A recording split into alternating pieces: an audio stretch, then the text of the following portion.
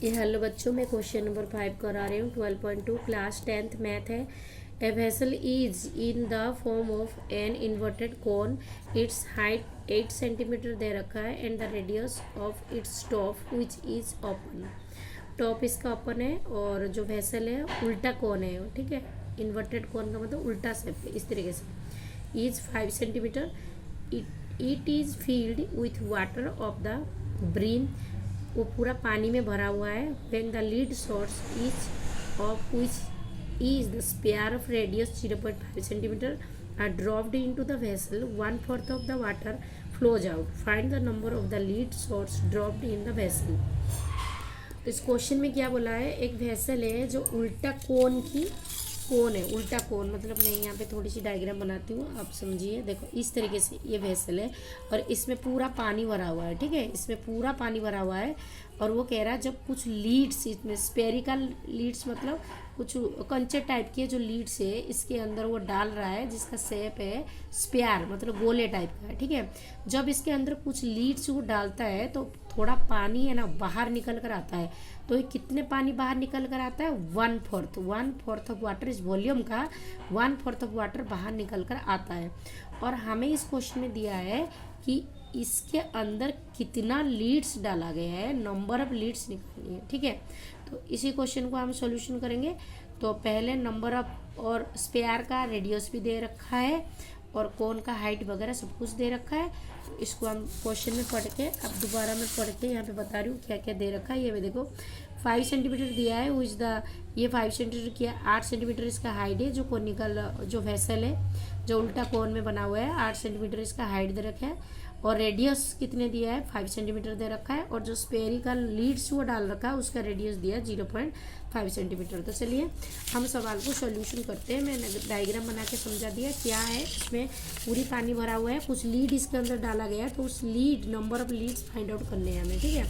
तो वो कैसे फाइंड आउट होगा, पहले तो हम वॉल्यूम निकाल लेंगे, इसका कोन का वॉल्यूम निकाल के और लीड का वॉल्यूम निकाल के दोनों को डिवाइड कर देंगे। ध्यान से सुनिए, कोनिकल ये जो कोन है 1/3 पाई स्क्वायर इसका वॉल्यूम है उसका निकलेगा, और लीड का 4/3 पाई आर क्यू होते हैं उसका निकलेगा। दोनों को डिवाइड करेंगे तो अभी हमें नंबर ऑफ लीड्स मिल जाएगा, ठीक है।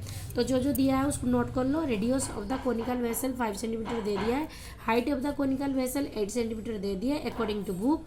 Volume of the water in the conical vessel का फॉर्मूला क्या आएगा, 1/3 पाई आर स्क्वायर एच, ठीक है।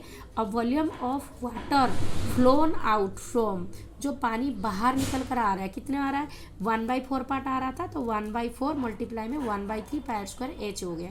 तो ये हो गया 1/4 1/3 पाई की वैल्यू डाल दो 22/7 मल्टीप्लाई में आर का स्क्वायर 5 मल्टीप्लाई में 5। और हाइट कितने दे रखा था, 8 दे रखा था। और यहाँ से मैंने 4 में से इसे कट कर दिया, 4 2 जा 8, ताकि ये यहाँ पे बच गए।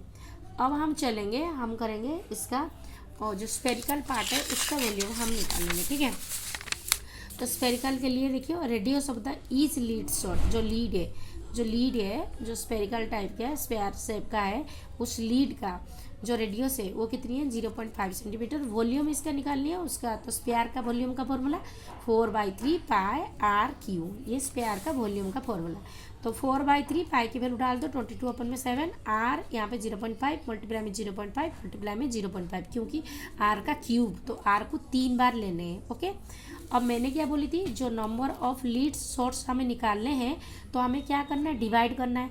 वॉल्यूम ऑफ द वाटर जो फ्लोन आउट हो रहा है और volume of the each lead shot, हम इन दोनों को डिवाइड करनी है।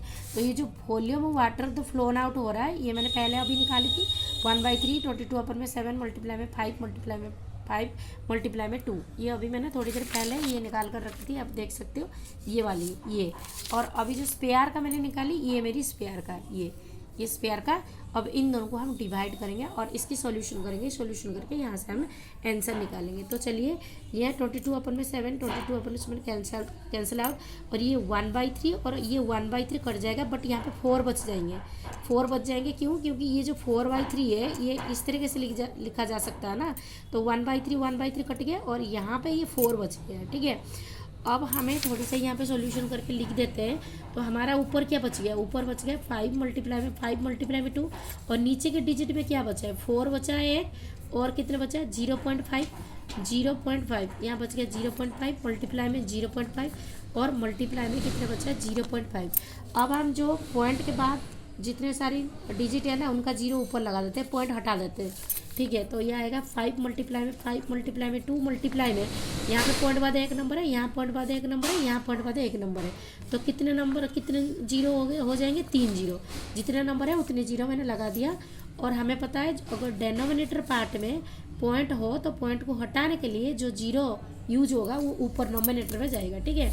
अब यहाँ से नीचे क्या बच गए, नीचे बच गए 4 मल्टीप्लाई में 5 मल्टीप्लाई में 5 मल्टीप्लाई में 5, क्योंकि मैंने पॉइंट हटा के ऊपर जीरो लगा दिया हो और पॉइंट नहीं रहेगा।